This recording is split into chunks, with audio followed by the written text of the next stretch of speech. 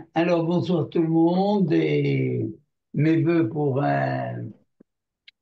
que vos lumières brillent intensément à l'occasion de Hanouka, parce que finalement, Hanouka, c'est Ner Ishu Beto. Ner Ishu Beto, ça veut dire que c'est la lumière propre à chacun qui est affichée devant tout le monde. On ne la cache pas, on veut la partager avec tout le monde. Et cette lumière, cette lumière nous est propre, elle nous est particulière.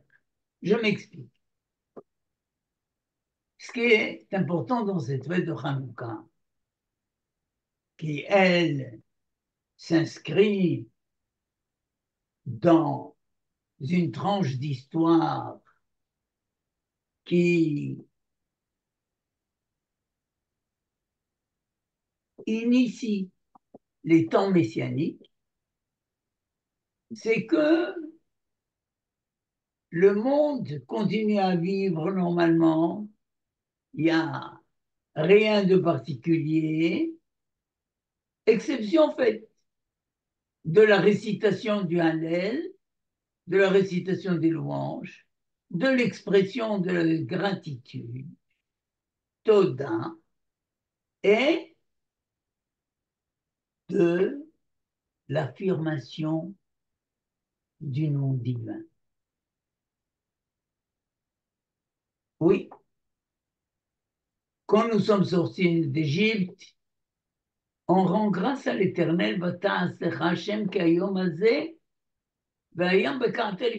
tu as voulu proclamer ton nom tel qu'il a commencé à le faire Abraham quand tu nous as sortis d'Égypte, quand tu nous as arrachés à la coupe ou à la mainmise de Mitzrayim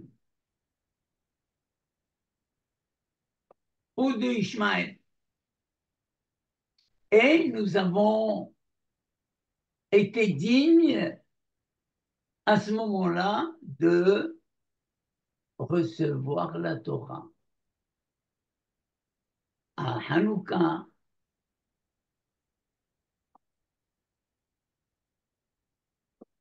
on dit dans l'action de grâce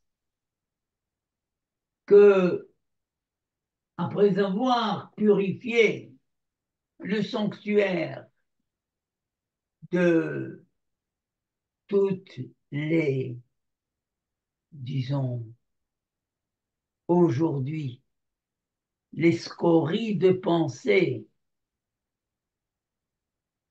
qui relèvent de la philosophie ou du mode de vie que les civilisations nous imposent. Bon, et cela, on n'échappe pas à n'importe quelle génération, parce que nous sommes confrontés toujours d'un côté à Ishmaël et de l'autre côté à Esav. En réalité, nous avons été confrontés à 4 exils. Nous le savons bien. Et Mitzrayim est la matrice de tous ces exils. Mais Édom, c'est-à-dire Rome, c'est elle qui les englobe tous. Après qu'ils se soient manifestés et qu'on ait eu affaire à la, à l'animosité de Babylone, à l'exil, qu'on ait eu affaire à la Grèce, ben, ce monde de la Grèce qui est le monde de Esav, parce que n'oublions pas que Esav Kitsaïd Befi, nous allons toujours le prendre comme un, un mauvais, un méchant. Mais non, si nous sommes le peuple élu, nous sommes élus d'entre des peuples avec lesquels nous devons cohabiter, avec lesquels nous devons exister. Sauf que nous devons être la référence. Que veut dire la référence? La halakha de ce peuple. Nous nous distinguons par une certaine indépendance de vie, dans la dignité. Nous ne voulons pas nous soumettre à une quelconque puissance ni courant de pensée, nous voulons rester nous-mêmes. Et nous restons nous-mêmes dans le domaine de la halakha, parce que dans le domaine de la pensée, nous la partageons avec tout le monde. Mais la halakha, elle nous est propre, la manière de faire. Or, un Hanouka, en quoi consiste la mitzvah? Adlakatanel. Elle a été instituée par nos sages. Elle n'est pas une mitzvah de la Torah. Il y a sept institutions de nos sages, parmi lesquelles l'allumage de la lumière de Hanouka. Et ma foi, cette lumière, c'est Ishubeto, comme je l'ai dit tout à l'heure, c'est l'essence indélébile qui nous est propre, que personne ne peut effectivement nous enlever. Et ils ont essayé de s'approprier Torah Shbirta. Torah Shbirta, la Torah écrite. Oui,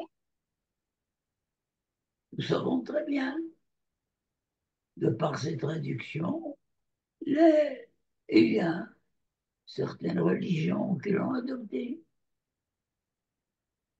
Torah Be'al Peh, la loi orale, celle que nous développons, mais que nous développons à l'IBA, c'est pas à data. À data, c'est au niveau de la pensée. La pensée, bien sûr, comme je l'ai dit tout à l'heure, nous la partageons avec tout le monde. Notre cœur, à l'IBA, c'est la mitzvah, quand on la fait, c'est qu'avec le cœur, pas avec la pensée. Ce n'est pas parce que la raison nous l'a dit, mais tout simplement parce que nous voulons à tout prix conserver à nous cette exclusivité de vie. Parce que qu'est-ce que la Torah orale par rapport à la Torah écrite?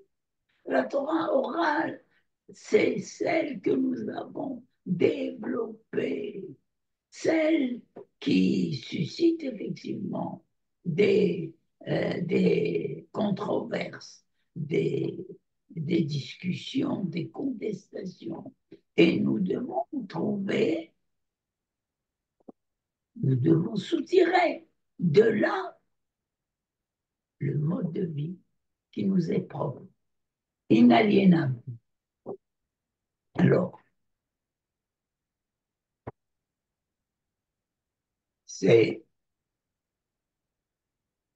en cela que la fête de Hanouka, indépendamment donc de ce que nous connaissons tous, nous savons tous, nous n'allons pas revenir sur l'histoire. Elle se limite à cela. וקבעו 8 ימי חנוכה, ils ont instauré nos חכמים, ממלכי רבנן, qui sont les rois, qui sont les véritables rois. Rabbanan, ce sont nos hachamim. Pourquoi? Parce que ils ont pris le parti de rester eux-mêmes dans l'étude de la Torah et de la développer telle qu'ils la sentent de l'intérieur, de la vivre telle qu'ils la sentent de l'intérieur. Et avec quoi? Avec un sentiment de Hallel Ovroda'a. Hallel, c'est irradiation de la lumière. Hallel vient du mot Hel, rayon de lumière. C'est l'éclat de la manifestation de Dieu sur terre. Et la Hoda'a, c'est l'expression de gratitude. Oui, cette expression de gratitude, elle est véritablement la clé de la fête de Hanouka. À savoir que tout ce que nous détenons, ce n'est pas, tout ne vient pas de chez nous. Nous avons reçu pour donner. Vous savez qu'il y a 4 stades d'échange dans la vie. Un enfant, un bébé, il ne fait que téter. Il prend. Il prend. C'est tout. C'est ce qu'il sait.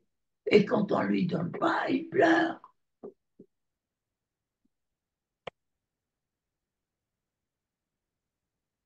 Il y a des personnes qui, dans leur vie, n'ont que cette philosophie. Il y a le deuxième aspect, quand l'enfant grandit. Ah, il est capable de donner, mais à condition. Tu lui donnes un bonbon, il va faire ceci. Tu le, euh, tu le menaces, tu le prives de ceci ou de cela.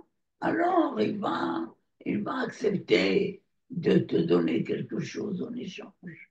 Alors, l'échange entre le profit et le don de soi est conditionné par un calcul d'intérêt. Le troisième, le troisième volet, c'est celui de l'idéalisme. L'adolescent qui considère qu'il va changer le monde. Et pour lui, il ne fait que donner, donner, donner, donner. Il est prêt à te donner sans rien recevoir. C'est téméraire. On ne peut pas, à un certain moment, s'essouffler. Il y a le quatrième volet.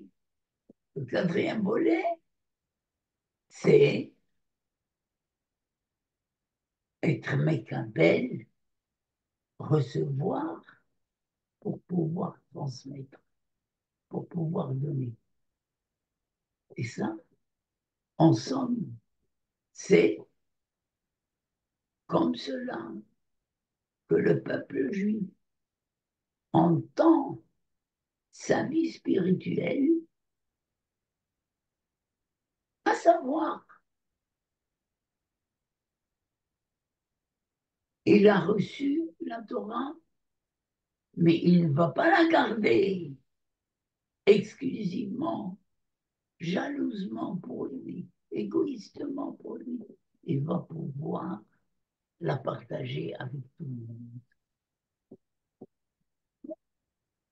Alors ça s'appelle la Hoda. Alakol anachnu mudim la. La Hodaya, l'expression de gratitude. L'expression de gratitude, elle est dans cette lutte contre le mot, contre le courant. Le Kohi Be'otzem Yadi, c'est moi ma force qui réalise tout. C'est l'œuvre, c'est mon œuvre entièrement.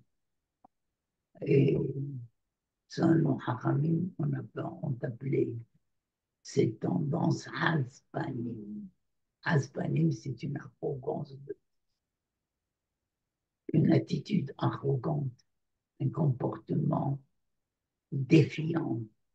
Non, Haspanim la Gehinom, celui qui se réclame de cela, sa vie est un enfer. Parce que il arrive un moment où on ne peut plus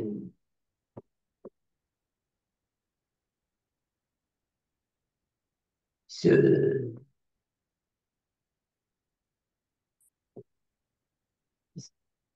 targuer de cette arrogance, de cette assurance, n'est-ce pas? Quand les forces commencent à faiblir et à nous lâcher, on a besoin de l'autre. On réalise qu'on est dépendant de l'autre.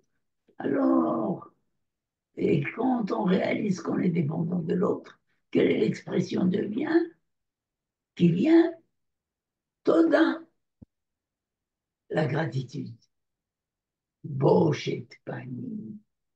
Alors, il y a une retenue, il y a une décence, il y a une pudeur. Alors, revenons maintenant tout cela à la fête de Hanouka, telle que son nom l'indique, à notre éducation propre, à notre façon de voir les choses.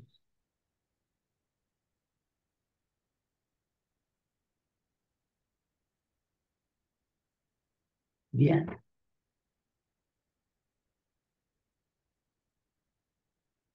il arrive que dans la vie, nous soyons exigeants pour de nombreuses raisons à chercher le sens de chaque chose et à ne pas vouloir admettre qu'il y a des choses qui sont indépendantes de nous-mêmes et qu'on ne peut pas contrôler, qu'on ne peut pas gérer. Il y a, il y a des choses. Maintenant, quand on fait une mitzvah,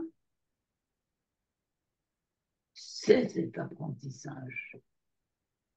À savoir, ce que je fais n'a rien à voir avec le sens que je donne à cette mitzvah, mais tout simplement parce que la Torah l'a prescrite, parce que nos hachamim, qui en ont développé l'usage à partir de la façon dont ils ont vécu la Torah, oui, dont ils ont vécu la Torah.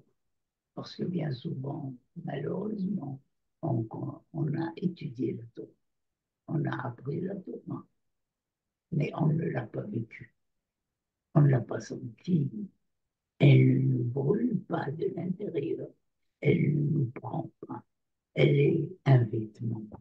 Or ça, ce vêtement, elles savent laver. Ishmaël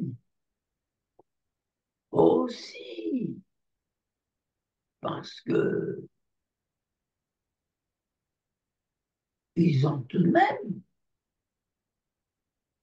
ils sont les enfants de Abraham, les enfants de Israël. On ne va pas les ignorer, c'est, on ne va pas les mépriser, on ne va pas les rejeter, mais on va éclairer leur chemin à partir de quoi? À partir de la pratique de la mitzvah, à partir de la manière dont nous vivons la loi écrite et que la manière dont nous vivons la loi écrite, c'est la loi orale. Parce que chacun a en lui sa propre lumière et sa propre lumière est inaliénable. Quand on a, quand on allume les lumières de Hanouka, il faut se rendre à l'évidence que ce nerf est une mitzvah, que cette lumière était même une mitzvah. Or, qu'est-ce que c'est qu'une mitzvah? Une mitzvah, c'est le nom d'Akadosh Baruch. Vous savez qu'on on décompose le nom de mitzvah, mitz, par les lettres de Atbash, parce que il y a toujours une permutation des lettres de l'alphabet qui se fait selon le mode de lecture, soit remplacer le Aleph par Tav, le Bet par Shin, ou bien le Aleph par le Lamed et le Bet par Mem, prendre les lettres médianes. Et à ce moment-là, nous avons une autre lecture de la Torah. Or, quand on remplace le même de mitzvah et le tzaddik de mitzvah par leur correspondant dans l'alphabet Atbash, la permutation de Aleph par Tav et de Bet par Shin, on a Yud-Ke. Mitz correspond à Yud-Ke, à l'attribut divin. Et Vavé, c'est le côté Yud-Ke Vavé, c'est le côté révélé. Il y a un côté caché qui est habillé et l'autre côté qui est révélé, le Vavé. Et une mitzvah, c'est porter le nom de Yud-Ke Vav. C'est se réclamer de ce nom. Mais plus que se réclamer de ce nom, c'est être digne de le porter soi-même. Être digne de le porter soi-même, ça veut dire faire de soi une essence d'être. Or, l'essence ne s'altère pas, ne disparaît pas. Elle est toujours là. On a dit que le Shemen HaMishpat qu'a fabriqué Moshe, on l'a utilisé pour oindre les objets de Beth Amikdash. On l'a utilisé pour oindre les rois. Mais il n'a pas diminué, il est resté le même. Qu'est-ce que ça veut dire? Que l'essence, elle, elle ne disparaît jamais, elle ne s'altère point. Or, nous cherchons à garder cette essence. Et cette essence, elle est dans la lumière de la création première. Parce que ce que crée Akadosh Baruch Hu le premier jour, c'est la lumière. Et cette lumière, c'est pas celle que nous avons.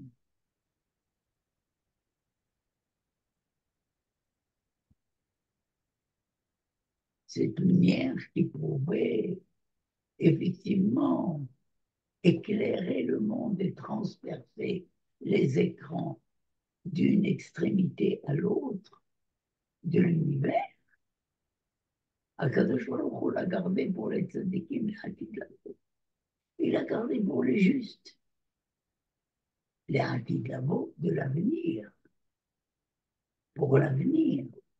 C'est-à-dire que cette lumière, elle existe en chacun, en chaque juste. Elle est là. S'agit tout simplement de l'allumer et de lui donner la possibilité de luire dans un temps qui n'est pas le temps ni du jour ni de la nuit. Parce que ce moment-là où intervient l'image de Hanouka, de la lumière de Hanouka, c'est le moment où on dirait que le soleil s'est retiré, mais il a laissé une auréole de lumière dans le monde qui précède la nuit, qui précède l'obscurité.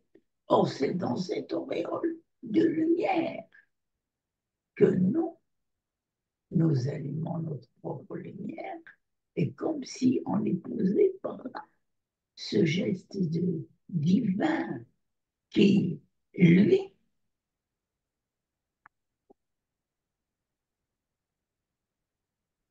distingue entre Vaïev et Boker, Yom Echad. Je veux le jour, je veux la nuit. Yom Echad, c'est un jour un. Ce n'est pas un jour cardinal. Non, ce n'est pas premier. C'est un premier, suppose un deuxième. Non, Yom Echad. Il est indépendant. Il est indépendant. Or, vous savez très bien que nos Hachamim ont fait référence à ce Yom Echad en disant que c'est le jour de Kippour qui permet à tout être de ne plus rester conditionné par le temps de l'année, de la vie, mais de s'extraire de ce temps et de se refaire un esprit nouveau, un cœur nouveau.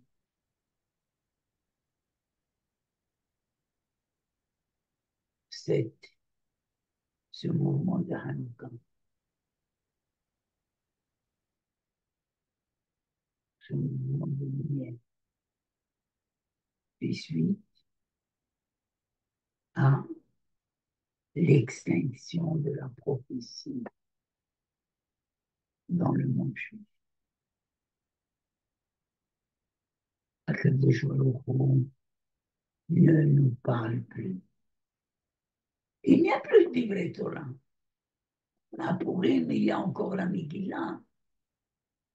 Mais à Hanouka, on n'est même pas en train de relater l'histoire comme on le fait à Pessah, à travers le Pessah.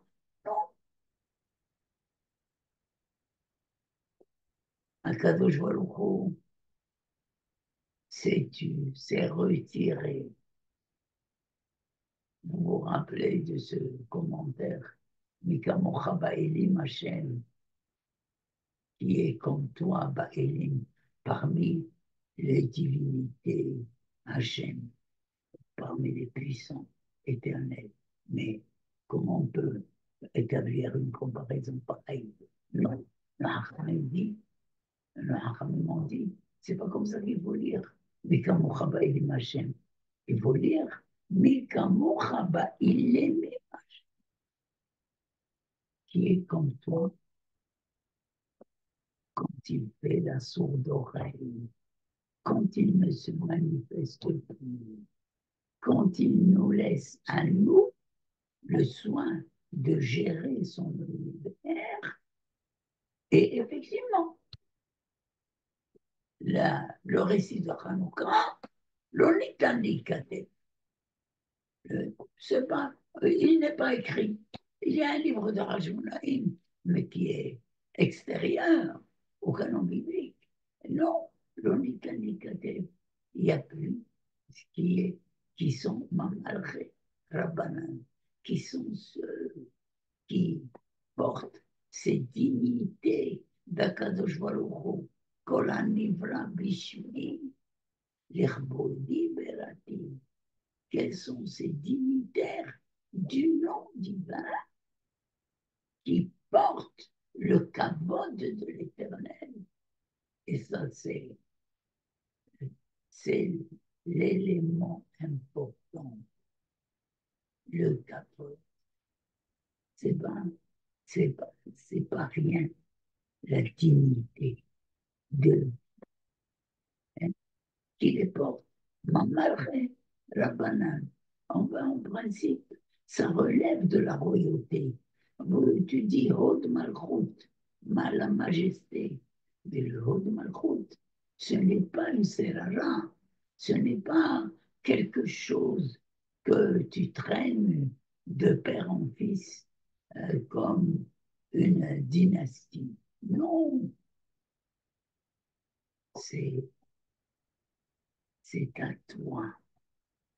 C'est toi qui la prends en charge.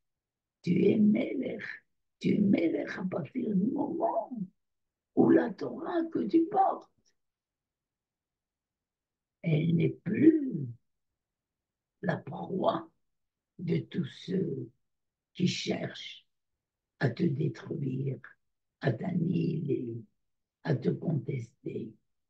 Elle est celle que tu portes dans ton cœur. D'ailleurs, quand on monte à la Torah, la deuxième prière, la deuxième bénédiction, Vehaye Olam, Natan B'Tochenu, la vie éternelle, il a planté en nous. Or, qu'est-ce que c'est que cette vie éternelle? C'est la Torah Shbe'alpeh, la Torah orale. Et la fête de Hanouka, c'est la célébration de cette prise en main de la loi écrite et de sa transformation en loi orale de telle sorte qu'elle devienne une essence de mes essences, au basar mes besari et la chair de ma chair. Ça, c'est ça le sens de ces lumières que nous mettons au vu et au-dessus de tout le monde, à savoir que le baït que nous avons constitué, il ne jure de son existence que par ça. Et quand on ne peut pas, quand on n'est pas à même de l'exposer, alors on l'allume encore à l'intérieur de la maison pour soi-même, parce que c'est ça l'important. Et, et ici, je souligne